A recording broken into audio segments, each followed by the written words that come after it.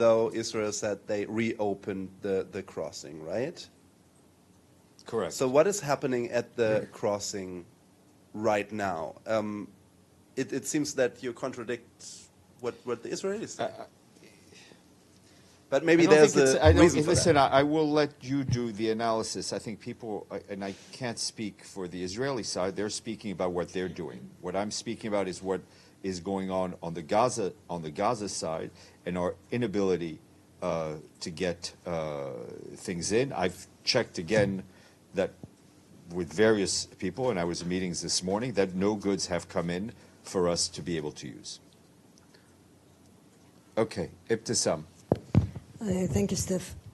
First, to follow up on the UNRWA attack, I was struck actually by the fact that whether Mr. Lazzarini or you will describe it as a demo where, in fact, if you look at the video that he posted, it's an attack on your facilities. And the fact that the people didn't get in, it was probably, I don't know. But I guess my question here is, do you actually condemn it? And Of then course. also... Yeah. And as I said, we've protested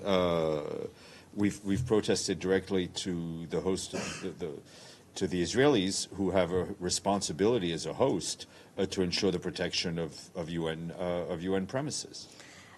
Are you afraid, or does the Secretary General does he feel that the security of the UNRWA UN personnel, specifically UNRWA and the High Commissioner, is actually in danger there in Jerusalem, given the amount of attacks and the latest attack on your facility? Well, we have seen at different points small groups of people demonstrating very actively, loudly, and we saw what happened yesterday. We take the necessary security precautions.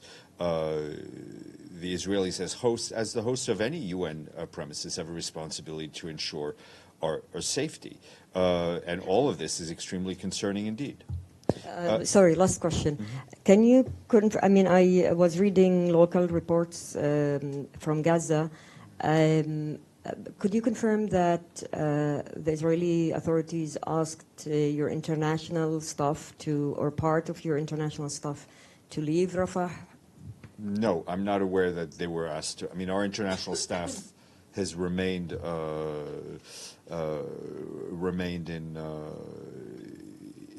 Rafah. Obviously, they're moving. Whether individuals may be moving to ensure their own safety, and I don't have that kind of granularity, but they have not left. They have not left Rafah. Linda, Deji, Benny, Maggie. Thank you, Steph. Earlier, you said that there was active military operations going on that were impacting aid. I believe that's what you said. I was just wondering if you had more information about what kind of active military. Well, I mean, we've seen the tanks. We've seen Israeli operations. We've seen fighting. I mean, I have to tell you, there are continuing military activities, right, between Hamas and Palestinian militants and the Israelis. We are not running a sort of military observation mission, and I'm trying to put myself in the shoes of my colleagues on the ground, right? If they hear gunshots, if they hear rocket fires, if they hear mortar fire, if they hear tank rounds, their priorities for their own safety and for the safety of people they are trying to help.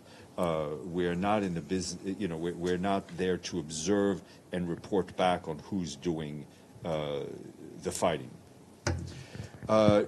Deji. Yeah, a follow-up with Benno's question. Let me get some details. Have there been any UNA trucks arrived at Karim Shalom border crossing, waiting for Nothing has come. No UN trucks have come in. Yeah, I mean, have they been? I mean, there? there are UN supplies that have been there are on the other side that we have not been able to Because process. I feel it's consistent actually. I mean, the Israeli part, they said they're reopening the entry again, but trucks are already arriving at the crossing and they need a thorough security inspection. Is that the reason why? You should. I mean, there are other parties engaged in this whole issue. You should speak to them to get the details of exactly what they're doing. I can only speak to what we're doing. So for humanitarian operation here in Gaza for UN, what is the biggest challenge now? Is that because the biggest challenge is that there's conflict still going on? The biggest challenge is that, you know, there's fighting still going on. That's the biggest challenge. You know, we're trying to run a humanitarian operation in the middle of a conflict zone, right? Where the civilians are not protected, where civilian infrastructure is not respected, where hospitals have become military zones. Those are the challenges. Sorry, one more question. Any update on the role UN is going to play in the temporary pier? Nothing to share with you at this point. Benny, what can I share with you? Yeah, on a different topic. Is there any, it was asked before of the... Can you put your microphone a little closer? It was asked before of the General Assembly spokeswoman. Is there any assessment by the OLA as to the legality of the UN proposed, of the General Assembly proposed resolution? Because in the past, you know, Timor-Leste, South Sudan, the procedure was according to the UN Charter that first the Security Council recommends and then the General Assembly. Is there any assessment by OLA as to what is the legal status there? The path to membership is clearly laid out in the Charter for full membership, right? There are several drafts of a General Assembly resolution floating around, as you know as well, if not more than I do. It is up to member states to decide on what text they will adopt. As always, we will then look at the text that is adopted and see what roles are assigned to by the Secretary General. Maggie. Thanks, Steph.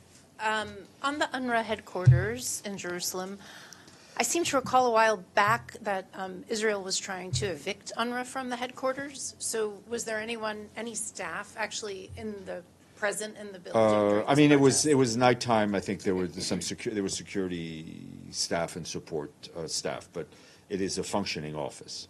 So they're still in it. Yeah. They haven't been evicted. That's correct. Okay, and then, sorry, the Biden administration paused a shipment of bombs last week. It's come to light this week.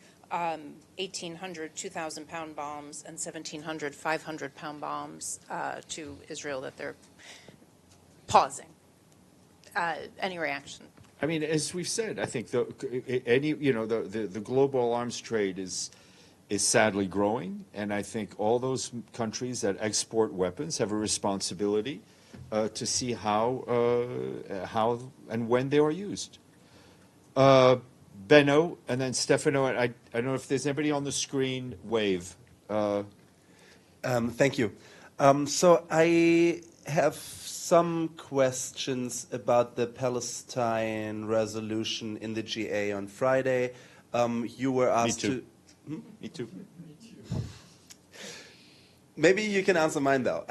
So you need to publish a legal opinion about the resolution, and I asked myself if it's produced already, and if you can tell us... What do you mean I need to publish a legal opinion? The Secretariat is asked, as far as I know, to publish a legal opinion what specific rights Palestine would get in the GA if the resolution is adopted. Let's see And what I asked myself there are drafts floating around. Once a draft, if and when a draft becomes a resolution, and there is a task assigned to the Secretary and the Secretary General, we will move on from there. Can you confirm that there is a task assigned already? Because there is no resolution. To my knowledge, you have to do it before it's adopted. Okay. Then let me ask you something else. The Ukraine Peace Summit in Switzerland. Do you think the United Nations should be in the room in Switzerland? I don't have at this point anything to share with you about tomorrow? participation. But tomorrow? Tomorrow. Didn't you say earlier that there will be travel announcements tomorrow? Yes, but it will not. Yeah, it's not to any places that will surprise you. That's right. Okay, as always, Stefano, and then Thank you, Christian. Stefan. When did Secretary General Guterres last speak to President Biden? When did he last speak to President Biden? He saw him in a bilateral at some point somewhere. Not. I'll have to check. I don't know it off the top of my head. Madame.